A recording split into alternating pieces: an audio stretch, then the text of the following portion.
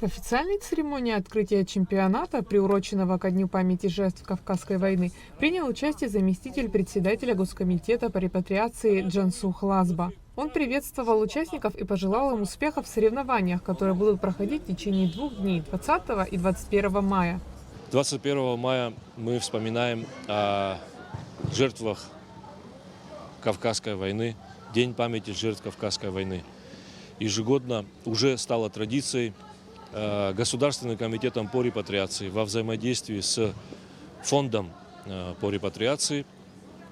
Хотел бы отметить сразу, что при финансовой поддержке фонда репатриации реализуются вот такого рода мероприятия, спортивные мероприятия. Они приурочены ко Дню памяти жертв Кавказской войны, 21 мая. В турнире участвуют 8 футбольных коллективов, 5 из Сухума, 2 из Гудауты. Одна команда сформирована из числа соотечественников-репатриантов. По итогам чемпионата команды, занявшие призовые места, будут награждены кубками, также памятными подарками. Кроме того, утверждены 6 индивидуальных наград в номинациях: лучший вратарь, лучший защитник, лучший полузащитник, лучший нападающий, лучший бомбардир, лучший игрок турнира. Мероприятие ежегодное, проходит на протяжении 7 лет.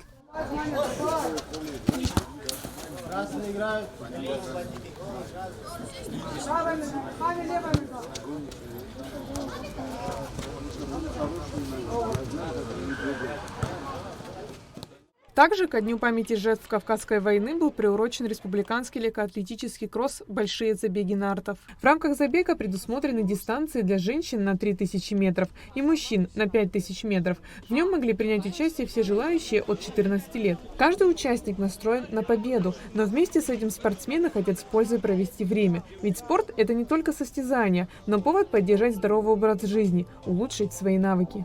Мне все равно, что если какая я побегу, даже если я 10-я побегу, мне главное, что я участвовала в этих соревнованиях. Если у меня будет возможность, то я еще раз приму в этих соревнованиях участие.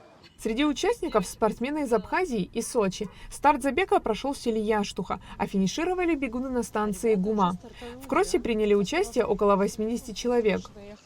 Вот эта память мы не должны никогда забыть. Это должно проходить. Это хорошее мероприятие, которое мы создали, которое мы Госкомспорт именно при поддержке государственного по репатриации Госкомитет мы ежегодно проводим. Здорово было бы именно, где корабли высадились, в том месте.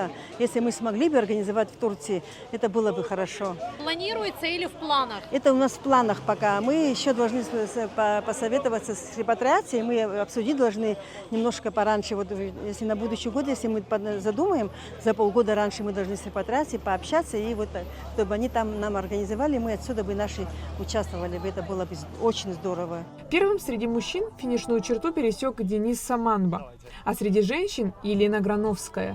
Посмотрите на это счастливое лицо. Оно говорит все о себе. Я ночью только прилетел из Москвы. Вот переночевал в деревне. Перед стартом прямо я приехал в Сухум, переоделся и приехал сюда. Мы были на форуме делегации из Абхазии. Очень было крутое мероприятие, но пришлось его прервать ради этого старта. Он бывает 1 раз в году. Для нас это самое главное событие в году по бегу. Оно всего одно. Это в честь Дня памяти махаджиров. Мы его ценим, готовимся к нему. И трасса в этом раз была уникальная. Огромнейшая потеря высоты, 200 метров на 5 километрах. Это очень сложно, огромная нагрузка на квадрицепсы. И каждый, кто финишировал, огромные молодцы. Я занимаюсь в Сочи у тренера. И тренер, благодаря ему, он дает нам возможность участвовать во всех разных подобных мероприятиях, поэтому без него я бы здесь не была. В Абхазии я не впервые, но бегаю я здесь впервые. Организаторы кросса – Госкомитет по репатриации и Госкомитет по делам молодежи и спорта. Айлита Арутюняна, Сида Сагария, Дэвид Маргия, Давид Хашик. Абхазское телевидение.